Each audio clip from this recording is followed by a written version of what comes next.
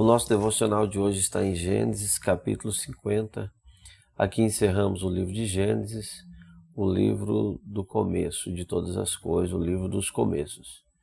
Aqui encerramos com a morte e o sepultamento de Jacó e também a morte de José. Jacó foi chorado por 70 dias pelos egípcios. Com certeza era muito honrado naquele país. Jacó pede a José que o seu corpo seja sepultado ali na caverna de Macpela, e José cumpre o pedido do seu pai. Então reúne todos os filhos de Jacó e agora homenageiam na sua morte, cumprindo ali o seu desejo, a sua vontade. Então ele foi sepultado naquela caverna ali no campo de Macpela, aquela caverna comprada por Abraão, ali em Gênesis 23, a única parte da terra de Canaã que Abraão possuiu. Inclusive, Estevão fala disso, que ele não possuiu, ele não comprou, não teve terra, não herdou nada. Apenas ele compra esta caverna ali para sepultura. Ali foi sepultado Sara, que foi justamente para isso que Abraão comprou, e depois o próprio Abraão, depois Isaac, Rebeca e também Lia. E agora Jacó sendo sepultado nesta caverna. Os irmãos de José ficaram com medo de que José voltasse contra eles após a morte do seu pai. É claro que isso seria possível conhecendo a natureza humana, mas José era diferente. Os irmãos enviaram mensageiros até José dizendo que Jacó, antes de morrer, tinha ordenado a eles para que dissesse a José: rogo-te, por favor, perdoe a ofensa de seus irmãos. Na verdade, essa história provavelmente tenha sido uma invenção dos próprios irmãos. Eles não tinham o direito moral, eles não tinham condição moral de pedir misericórdia a José, mas eles imputaram esse pedido ao velho pai, agora já falecido. E o texto diz que José chorou quando ouviu essa história. José percebeu que eles não o conheciam de verdade. E então José chorou e José disse: eu não estou no lugar de Deus. Porque José sabia que a Deus pertence a vingança, ele jamais vingaria. E se Deus quisesse retribuir aos irmãos de José o mal que eles fizeram, certamente o Senhor Deus deveria encontrar um outro instrumento, porque José não seria um instrumento de vingança.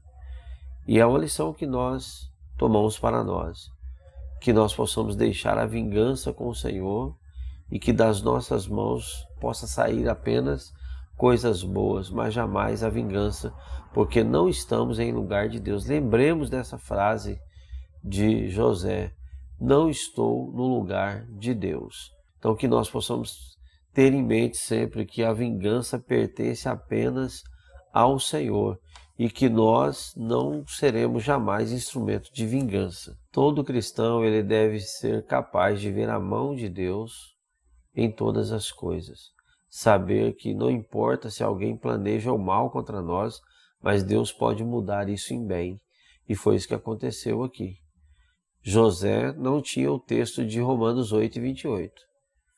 Mas era essa a verdade. Sabemos que todas as coisas contribuem juntamente para o bem dos que amam a Deus.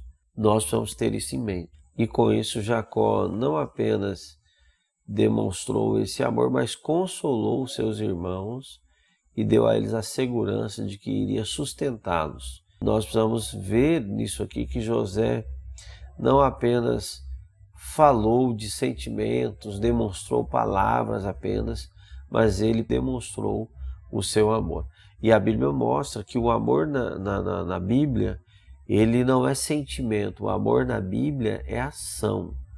Não é sentimento, tanto não é que o Senhor Deus, o Senhor Jesus nos manda amar os nossos inimigos, então o sentimento seria impossível. Mas o amor nosso é através de ação. A palavra de Deus diz que Deus prova o seu amor para conosco com a ação. Qual é ela? Cristo morreu por nós, sendo nós ainda pecadores. E por fim temos a morte de José. José viveu 110 anos, uma vida longa, apesar de todas as dificuldades que ele passou, Deus lhe deu longevidade.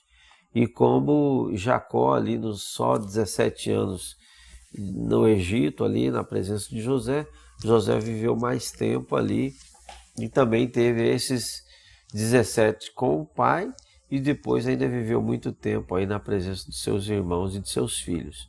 Então Deus é aquele que pode restituir anos das nossas vidas. Agora a gente sabe de uma verdade, é a seguinte: José estava no Egito, mas o seu coração, a sua mente estava em Canaã.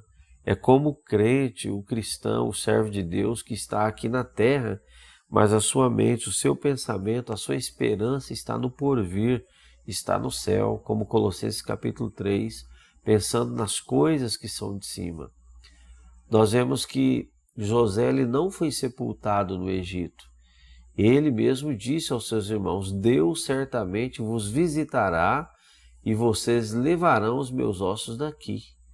Os irmãos de José tiveram que fazer também esse juramento para que prometessem que levariam os seus ossos dali. Então José não queria ser sepultado no Egito, mas ele sabia que em algum tempo o Senhor levaria o seu povo de volta à terra de Canaã.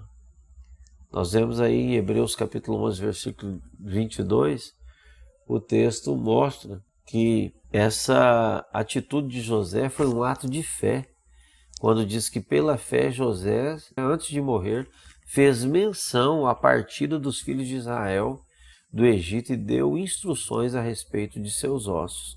Então ele tinha esperança, ele tinha fé, ele sabia que Deus visitaria o seu povo e os levaria à terra prometida. Imaginemos a cena, algum filho de Israel, algum dos filhos de Israel, ver o caixão de José e perguntar por que não foi sepultado. Por que ele não foi sepultado aqui? E alguém responder dizendo porque José não quer ser enterrado no Egito e ele tem esperança que nós sairemos um dia daqui. Então, irmãos, que a nossa esperança nunca venha morrer, a nossa fé esteja sempre viva na pessoa bendita do nosso Senhor e Salvador Jesus Cristo. Mesmo que algumas promessas demorem tanto a cumprir.